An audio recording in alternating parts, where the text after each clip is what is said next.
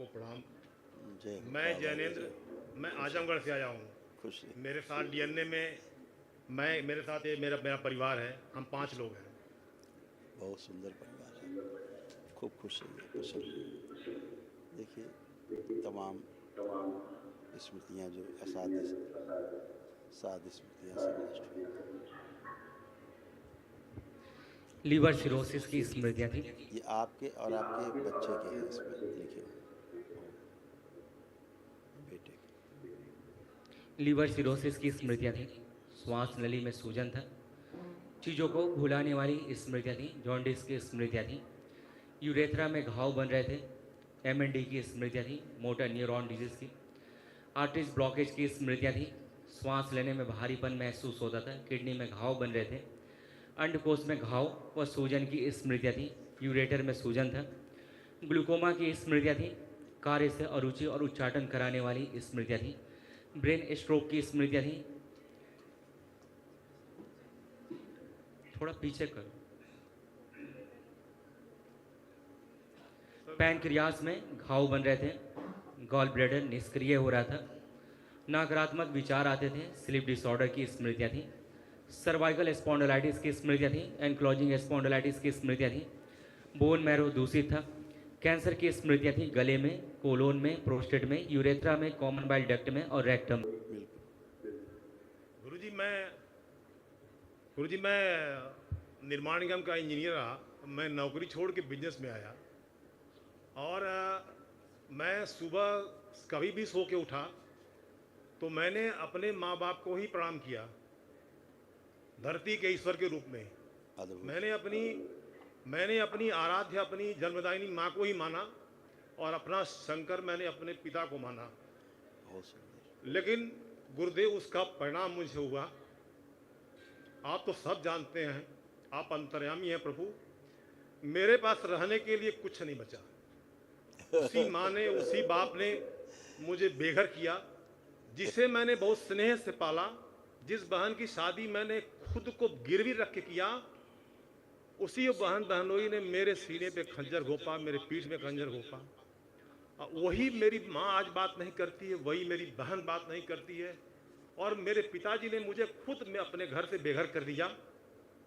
और जाकर के जब मैं खड़ा हुआ पिता के सामने कि पिताजी आपने ऐसा क्यों किया, तो उन्होंने वो एक चीज़ कहा जरूर। उन्होंने कहा कि तुम कुछ खुद कर सकते हो, बाकी जो है वो पैरासाइट है। हो सकता हो कि वो मुझे संतुष्ट करने के लिए गुरुदेव उन्होंने कहा हो, लेकिन ये मेरे 57-58 साल का जीवन ये कुर्बान हो गया और मैं भिखारी हो गया, दर दर की ठोकरें खा गया बहुत जगह, लेकिन हर जगह मैं अजनबी ही गिना गया और विश्वासघात मेरे जीवन का एक अंग बन के रह गया। पितरों की जो आज मुझे स्मृतियाँ हैं, पितरों की जो स्मृतियाँ रहती जी हैं ऐसे ही कार्य करती हैं। जब तक पितृ स्मृतियाँ सक्रिय रहती हैं, जी वो कभी बहुत ही भाग्यशाली लोग होते हैं जिनकी पितृ जी स्मृतियाँ उनकी सब पक्ष में रहती हैं। जी अन्यथा नकारात्मक और सकारात्मक दोनों रहती हैं जी स्मृतियाँ। और उनमें से तमाम ऐसे पितरों की स्मृतियाँ रहती हैं जो आपको अपने वंशज के रूप में जानती ही नहीं है। जी उसके पीछे कारण होता है। 99.999% लोगों की मृत्यु जो है वो बेहोशी में होती है।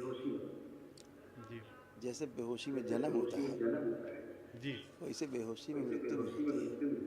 जी एक तरफ से मृत्यु हो रही होती है, एक तरफ से जन्म उसका हो रहा होता है, जी दूसरी योनि में जा रहा होता है, किसी भी योनि में, जी चाहे वह जी प्रेत योनि हो, चाहे वो मनुष्य योनि हो, चाहे जीव का कोई योनि हो। तो एक तरफ उसकी मृत्यु हो रही होती है, एक तरफ वो दूसरी तरफ निकल रहा होता है। जैसे गन्ना इधर से जा रहा है, उधर से निकल रहा है जी ना? जी जी गुरुदेव जी ऐसे तो जी बिल्कुल इसी तरह से बेहोशी में ही मृत्यु होती है। उन्हें यही जी बेहोश पड़े रहते हैं, उन्हें यही नहीं पता हमारे वंशज कौन है। हुँ? जी जी ज्ञान ना हो पाने के कारण, ज्ञान शून्य होने के कारण अर्ध कोमा में या कोमा में आप देखते होंगे ना, लोग मृत्यु होती बहुत लोग अर्ध कोमा में जाते हैं, कोमा में चले जाते हैं, स्थूल में भी चले जाते हैं, जी लेकिन मृत्यु वैसे ही होती है बेहोशी में। तो अपने जी वंशजों को पहचानते ही नहीं, वो हरकतें, खुराफात, बदमाशी, जो जीवन अपने किए होते हैं एक दूसरे के लिए, जी समाज में किए होते हैं, वही उनके अंदर रहता है स्मृति के रूप में, पिंड रहता है स्मृतियों का, बेहोशी में पड़ा पिंड। हाँ, जी जी पहली बार जब आप दरबार आते हैं तो ये बेहोश लोग होश में आते हैं, इन्हें दिखता है कि जी हमने क्या क्या किया, पश्चाताप कराया जाता जी है, जी तब उनको मुक्ति मिलती है।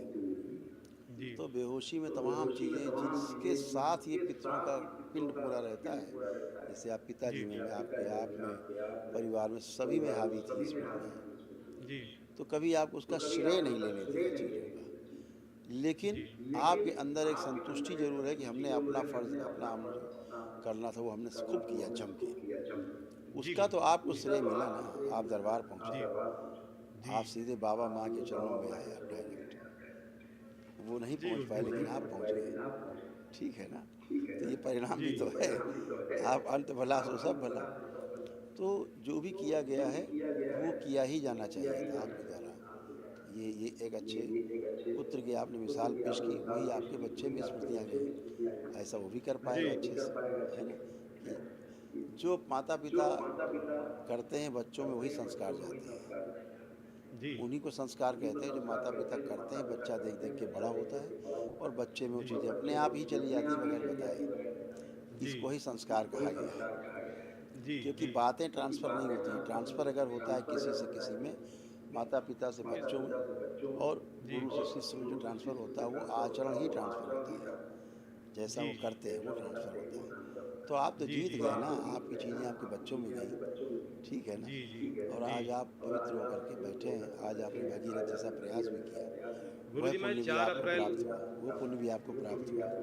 गुरुजी मैं 4 अप्रैल को आया था यहाँ 4 अप्रैल को आया था यहाँ जी, दरबार हाँ, मेरे पास कुछ कोई पैसे नहीं थे मैं आया और हमने कहा कि कैसे मैं वनडे करूँगा मेरे समझ में नहीं आ रहा है मैं केवल अर्जी बंधन यहाँ किया और चला गया और बाबा माँ से केवल रोज़ सुबह रोज़ रात में प्रार्थना करता था 9 से 10 के बीच में कि बाबा माँ मुझे कम से कम दरबार जाने की व्यवस्था तो कर दीजिए मेरे पास 1 रुपये कुछ नहीं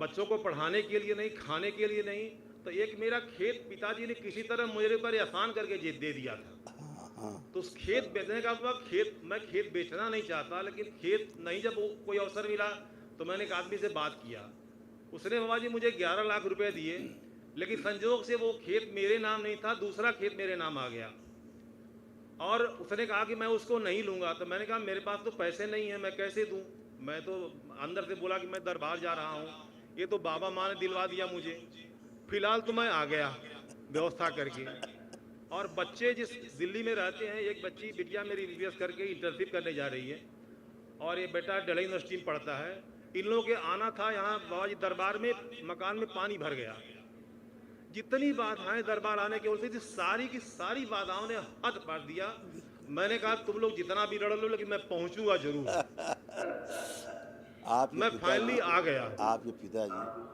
अगर विश्वास रहा हो लेकिन ये मेरा विश्वास ही अहंकार उसमें था और मैंने कहा मैं बिना मेरे बगैर आपकी मुक्ति नहीं हो सकती सही है, पंडित जी भी उठ के खड़े हो गए क्या ऐसा नहीं हो सकता मैंने कहा पंडित जी आपका सारा वेद अलग हो जाएगा मेरे बगैर मुक्ति नहीं होगी सही कह रहे हैं, तो आज महादेव ने मुझे वो अवसर दिया मुझे गर्व है बिल्कुल वही मुझे तो। गर्व है अब यही प्रमाण है कि आप लोग आंख बंद करके देखेंगे तो अपने पिताजी का चेहरा आप किसी को नहीं दिखेगा, कोई नहीं देख सकता क्योंकि उनका बस मुक्ति महादेव अब हुआ है। मुझे मेरे व्यवसाय के रास्ते महादेव खोल दीजिए मेरी बेटियों की शादी करनी है मेरे आंखें बंद भोजन की करिए, व्यवस्था नहीं है आप सब लोग आंखें बंद करिए, उत्साह और उमंग की स्मृतियाँ भर दीजिए, सक्रिय करके रखिए। जब भी अपने पिता के बारे में सोचें पर कोई भाव आए अत्यंत आनंद का 3 बार बोलिए ओम नमः शिवाय। ओम नमः शिवाय ओम नमः शिवाय ओम नमः शिवाय दोनों हथेलियाँ आपस में रगड़ के नेत्रों पर रखें, ऐसे 3 बार करके आँख खोल लें सभी।